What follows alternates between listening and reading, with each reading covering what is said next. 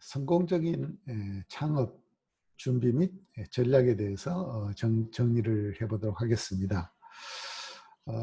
모든 이들은 창업에 대해서 한 번 정도는 생각을 해본 적이 있을 것이라고 생각이 됩니다. 본인이 그동안에 배우고 터득했던 그리고 사회에서 실현했던 그런 경험을 토대로 해서 자기만의 뭔가를 한번 이루어 보고 싶은 그런 욕망들은 한두 번쯤은 다 가지고 있지 않았을까 생각이 됩니다. 그러면 이러한 욕망을 실현시켜서 성공적으로 이끌어가기 위해서는 그냥 생각만 가지고 되는 건 아니다라고 하는 것이죠. 나름대로 뭔가 준비를 통해서 성공의 가능성을 확인을 하고 그 가능성을 바탕으로 창업을 하는 그런 어떤 로드맵이 필요할 것으로 생각이 되어집니다. 주변에 창업을 권유하거나 또 창업을 생각하는 사람들이 많이 있습니다. 또 실제 창업을 해서 뭔가 결과를 이끌어내는 그런 경우들도 많이 있을 것으로 생각이 됩니다. 그러나 여기서 우리가 한 가지 좀 염두에 두어야 될 것은 그들의 성공 내지는 그들의 결과가 곧 나의 성공 또는 나의 결과로 직결된다라고 생각할 수는 없다는 것이죠. 반드시 결과에 대해서는 원인이 있을 것으로 판단이 됩니다. 따라서 특히 주변에서 창업을 통해서 성공한 사람들의 사례를 보고 나의 성공을 보장받는 그런 생각으로 창업에 뛰어드는 그런 경우는 굉장히 피해야 되고 위험한 그런 창업의 시장 내지는 전략이 아닐까 생각이 됩니다. 기본적으로 우리가 창업을 할 때 크게 한 4가지 정도를 주의하라라고 얘기를 합니다. 어찌 보면 창업에 있어서는 바이블과 같은 그런 내용이라고 생각이 되어지는데 그 4가지를 간단하게 요약 정리를 해보면은 첫째, 창업을 시작하기 전에 철저한 사전 준비가 필요하다라고 하는 것입니다. 준비를 얼만큼 하였느냐는 곧 창업의 결과가 어떻게 나타나느냐와 매우 직결된다라고 볼 수가 있겠습니다. 준비 시간이 길고 또 그만큼 철저하게 준비를 했다라고 하는 것은 창업을 성공으로 이끌어가는 데 있어서 기초 작업이 잘 만들어져 있다라고 이렇게 생각해 볼 수도 있겠습니다. 두 번째, 자신의 능력을 정확히 파악하라 하는 것이죠. 결국 창업이라고 하는 것은 모두가 본인이 직접 시행을 하고 결과에 대해서도 본인이 직접 책임을 져야 된다는 것입니다. 그렇기 때문에 창업자 개인의 능력이 어느 정도이냐에 따라서 창업의 결과는 달라질 수 있을 것이다 라고 볼 수가 있겠습니다. 세 번째, 주위의 성공담이 곧 나의 성공담이 될 수는 없다는 것입니다.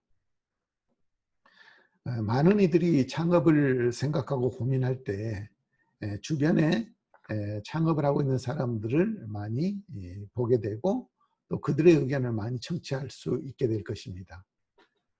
그러나 그들의 생각이나 그들의 행동이 나와 똑같이 생각하고 행동할 수 있는 건 아니다는 것이죠. 그래서 주변의 성공담을 참고로는 할 필요가 있으나 그걸 결과적으로 본인의 창업과 연동시키는 부분에 있어서는 매우 위험한 그런 사고다라고 볼 수가 있겠습니다. 그리고 창업하는 데 있어서 가장 큰 걸림돌이면서도 문제가 되는 게 바로 창업에 대한 자금이 되겠습니다. 이러한 자금을 우리가 관리하는 데 있어서 창업자들이 흔히 생각하고 있는 부분이 부족한 부분은 주변에서 대출 또는 주변의 차용을 통해서 창업자금을 조달하는 그런 경우가 되겠습니다. 그래서 우리는 창업은 절대 빚으로 하지 말라라고 얘기를 합니다. 창업 자금 조달에 어려움이 있었을 경우에는 아무리 창업이 잘 되고 수익이 많이 난다 하더라도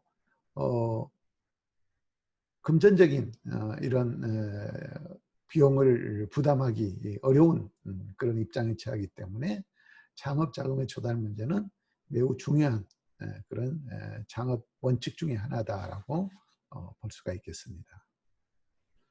이렇게 창업과 관련해서 여러 가지 우리들이 이야기하는 부분들이 많이 있는데, 기본적으로 우리가 창업을 할 때 반드시 짚어봐야 될 5가지 정도의 덕목을 정리를 해보고자 합니다. 신생 기업들이 1년에 약 10개의 기업이 만들어진다 하면은 그 중에 6개 기업은 살아남지 못한다라고 하는 것이죠. 또 이 기업들이 5년 이내에 생존할 수 있는 현실은 약 3개 기업 정도만 남는다. 굉장히 암울한 그런 얘기가 되겠습니다. 그렇다 그러면 이 신생 기업들이 왜 5년 동안에 3개 정도밖에 살아남지 못하는가? 전략을 강조한 손자병법과 달리 전쟁 전에 철저한 어떤 준비를 강요했던 오자병법을 이해한다면은 아마도 창업전쟁에서 승리하는 비결을 우리는 찾을 수 있지 않을까 생각이 됩니다. 중국의 춘추 전국시대 제나라, 초나라, 연나라, 한나라, 조나라, 위나라, 진나라, 이 7개 나라가 부국강병을 위한 전쟁을 일삼던 그런 시기였습니다. 위나라에서 태어난 오기는 참전한 모든 전쟁에서 승리한 무사로 손자병법과 달리 오자병법을 만들어냈다고 합니다. 현재까지 전해져 오고 있는 오자병법에는 총 6편이 있는데, 그중 첫째인 도국편은 나라를 어떻게 다스려야 하는가에 초점이 맞춰져 있습니다. 도국편에 수록된 구절 도, 의, 모, 요를 통해서 창업자가 창업 전쟁에서 살아남기 위해서는 어떻게 준비를 해야 되고 어떤 상황들을 만들어 가야 되는지에 대해서 설명을 하고 있다고 볼 수가 있겠습니다. 첫 번째, 도가 되겠습니다. 도는 근본으로 돌아가라라고 하는 얘기입니다. 왜 창업을 하려고 하는지에 대해서 근본적인 의문이 있어야 된다라고 하는 것이죠. 누군가가 창업을 하려는 당신에게 이 질문을 하였을 때 또 스스로 이 질문에 대해서 고민해 본 적이 있는가? 즉, 이 질문에 대해서 새로운 일을 시작하는 사람들이 분명한 자기의 신념을 표출할 수 있어야 되겠습니다. 왜 창업을 하려고 하는가에 대해서 분명한 목표와 더불어서 전략을 가지고 있어야 된다라고 하는 것이죠. 당신이 창업의 이유를 묻는 질문에 조금이라도 주저한다면은 감히 말씀드리지만은 당신은 이미 창업에 실패했다라고 얘기할 수도 있을 것입니다. 이처럼 왜 시작하는지에 대해서 명확한 이유가 없기 때문에 오히려 성공이 무엇인지도 모를 수 있다라고 볼 수가 있겠습니다. 그저 창업에 대한 성공 확률보다 창업에 대한 실패 확률이 높다라고 하는 여러 가지의 그 자료들만 참고하고 급변하는 시장 환경과 고객의 욕구에 대해서는 감히 파악하지 못했다라고 볼 수가 있겠습니다. 두 번째로는 도의가 되겠습니다. 의는 성과를 창출하라라고 하는 해석으로 우리가 생각하면 될 것 같습니다. 제품 시연회에서 이런 질문을 던진 적이 있습니다. 모든 제품이 차별화되고 좋다고 하는데 그러면은 이번에 개발한 시연 제품은 다른 유사 제품과 어떤 부분에 있어서 차별성이 있습니까? 라고 질문을 던졌습니다. 그 질문에 대해서 제품 개발자가 명확하게 설명을 해주지를 못하고 있습니다. 차별성이 무엇인지, 또 어떤 측면에 있어서 유사 제품과 다른지, 그런 부분들을 고객들에게 정확하게 어떻게 어필할 것인지, 이런 부분에 대해서 명확하게 답을 못하고 있다라고 하는 상황은 곧 성과를 창출하는데 근본적으로 문제가 있다, 전략이 부재하다라고 얘기할 수밖에 없을 것 같습니다. 세 번째, 뭐가 되겠습니다. 뭐는 나쁜 것을 버리고 좋은 것을 취득하라라는 개념으로 해석을 하면 될 것 같습니다. 마케팅 이론 중에서 SWOT, 즉 수학 분석이라고 하는 기법이 있습니다. 굉장히 우리가 많이 사용하고 있는 그런 기법 중에 하나가 되겠습니다.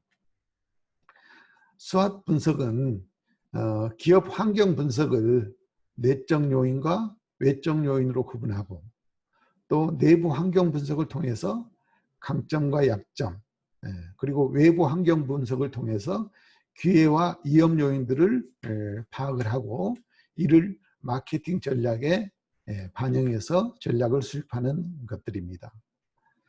그렇기 때문에 수학 분석은 완성된 성과물이 시장에서 어떤 반응을 이끌어낼지를 객관적으로 분석하고 측정하는 그런 기법이라고 볼 수가 있겠습니다.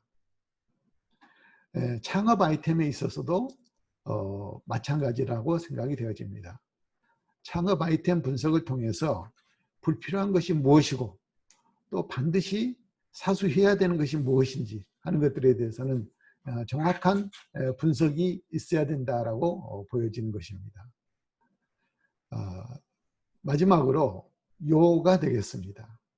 요는 분별력을 키우고 또 이를 성공시키기 위해서는 사업계획서를 작성하라라고 해석을 할 수 있겠습니다.